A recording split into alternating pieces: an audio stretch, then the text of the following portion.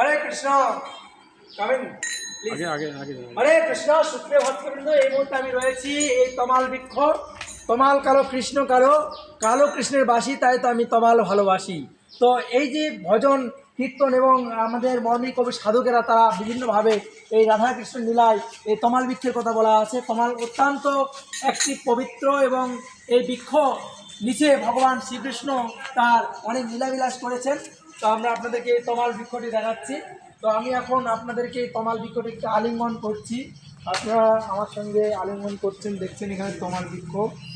তো এই যে তমাল,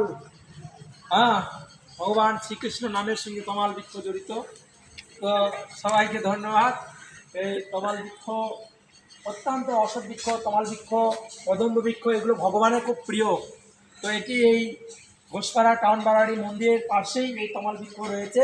তো এই বৃক্ষের অনেক পবিত্রতা আমাদের রক্ষা করা দরকার। তো আপনাদের সবাইকে ধন্যবাদ। এই তমাল বৃক্ষ থেকে আপনাদেরকে ধন্যবাদ। হরে কৃষ্ণ। হরে কৃষ্ণ।